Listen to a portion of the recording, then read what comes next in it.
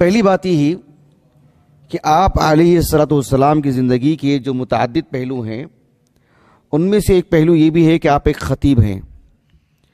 تو میں آپ علیہ الصلوۃ والسلام کے سبھی خطبات سے متعلق گفتگو نہیں کر رہا ہوں. اللہ کے رسول علیہ الصلوۃ والسلام نے متعدد خطبے دیے ہیں. مجھے صرف رسول اللہ صلی اللہ علیہ وسلم کے جو خطبات جمعہ ہیں اسی سے متعلق گفتگو کرنا ہے.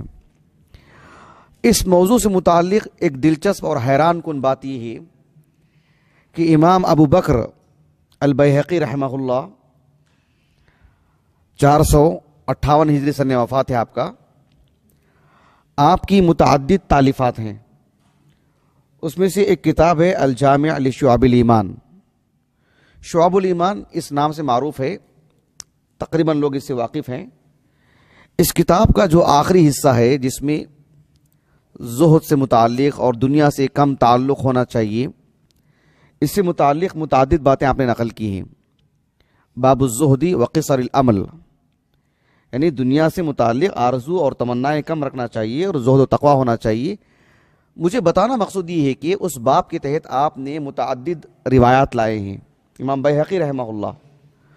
اس میں ایک حیران کن بات یہ ہے کہ حسن ابن ابی الحسن البصری رحمہ اللہ 110 ہجری سن وفات ہے آپ کا, معروف تابعی ہیں. ان کا قول اس میں نقل کیا گیا ہے. حسن بن ابی الحسن البصری رحمہ اللہ کہتے ہیں طلبت خطب النبی صلی اللہ علیہ وسلم الجمعہ, میں رسول اللہ صلی اللہ علیہ وسلم کے جمعہ کے خطبات طلب کر رہا تھا, مطلب تلاش کر رہا تھا اکٹھا کرنے کے لیے. فأعیتنی, مجھے تھکا دی اس چیز نے. مدینے کی زندگی کے متعدد خطبات جمعہ, کتنے خطبات ہیں مدینے کی زندگی کی, 10 سالہ زندگی, اتنے خطبات جمعہ. یعنی مجھے حیرانی یہ ہوئی اور خوشی یہ ہوئی کہ میں جس موضوع کے لیے یہ باتیں تلاش کر رہا تھا کہ اللہ کے رسول کی کتنے خطبے ہوں گے, کتنے خطبے آپ نے ارشاد فرمائے ہیں, مجھے یہ بات ملی کہ حسن بن ابی الحسن البصری رحمہ اللہ نے کہا کہ طلبت خطب النبی صلی اللہ علیہ وسلم الجمعہ. اور عام خطبے کی بات نہیں کی آپ نے, جمعہ کے خطبے کی بات کی کہ جمعہ کے خطبے کی میں نے تلاش کی کہ کتنے خطبے دیے اللہ کے رسول نے صلی اللہ علیہ وسلم. اور آپ نے جو اللہ کے رسول کے زمانے کے قریب ہیں کہا کہ فأعیتنی, مجھے تھکا دی اس چیز نے, مجھے تھکا دی اس چیز نے.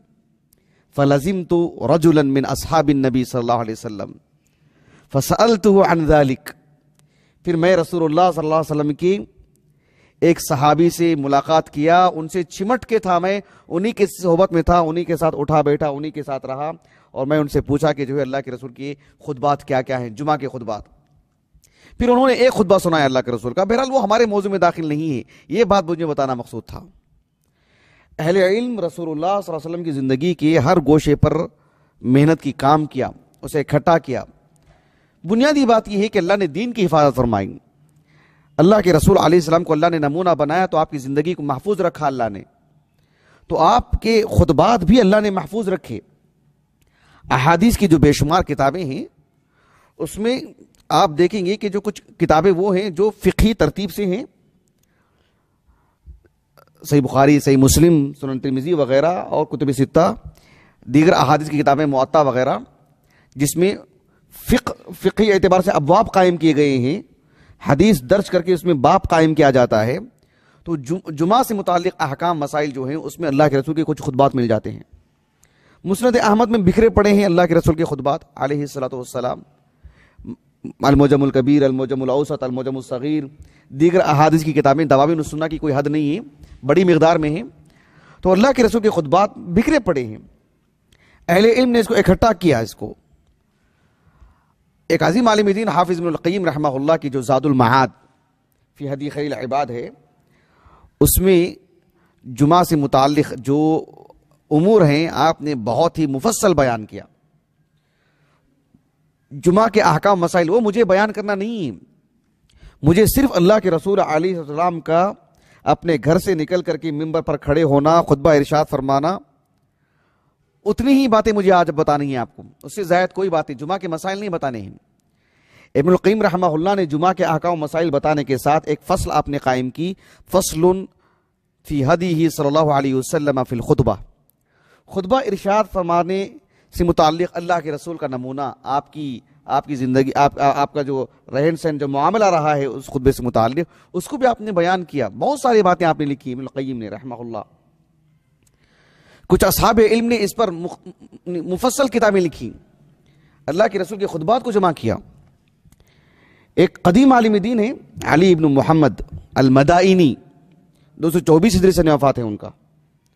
علی المدینی رحمہ اللہ نہیں، ابن مدینی نہیں، علی ابن محمد المدائنی، 224 ہجری سے وفات ہے ان کا. انہوں نے کتاب لکھی خطب النبی صلی اللہ علیہ وسلم. ایک اور کتاب ہے ابو الشیخ الاصبہانی کی، 360 ہجری سے وفات ہے ان کا. ان کی بھی کتاب ہے خطب النبی صلی اللہ علیہ وسلم. ابو نعیم الاصبہانی معروف، کثیر التالیفات، 430 ہجری سے وفات ہے ان کا. انہوں نے بھی کتاب لکھی خطب النبی صلی اللہ علیہ وسلم. ایک اور صاحب ہیں ابو العباس جعفر ابن محمد المستغفری، 433 ہجری سے وفات ہے ان کا. حاجی خلیفہ رحمہ اللہ نے کشف الظنون میں ان کا ذکر کیا ہے اس کتاب سے متعلق. وفیات الاعیان میں ابن خلیقان رحمہ اللہ نے ایک صاحب کا ترجمہ لکھا، الشیخ خسر یا خسر نام ہے ان کا، خا صادرہ، ابن عقیل الاربلی، 560 پر 7 ہجری سے وفات ہے ان کا. ان کا ترجمہ حیات لکھا آدھے صفحے میں. ان کی کچھ تالیفات کا بھی ذکر کیا.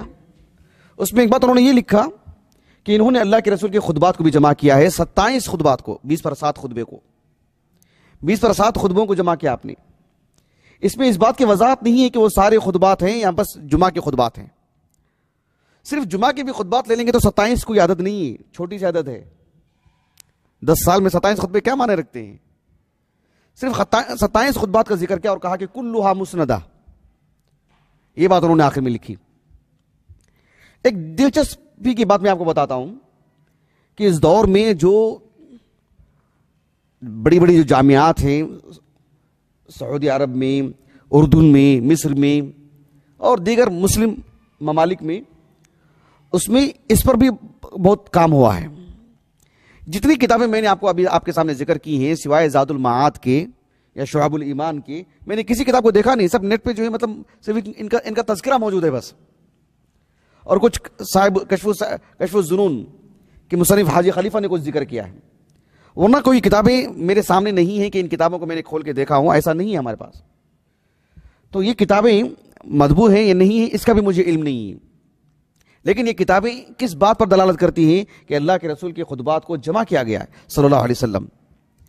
ایک کتاب ہے خطب النبی صلی اللہ علیہ وسلم جمعا و دراسہ، اردن یونیورسٹی سے ایک صاحب ہیں جن کا نام ہے عبد المالک ابن سالم سیبانی، 1420 ہجری سن وفات کہہ رہا ہوں. 1420 ہجری کو جو کتاب جو ہے مطلب اس پر دراسہ ہوا ہے اس موضوع سے متعلق.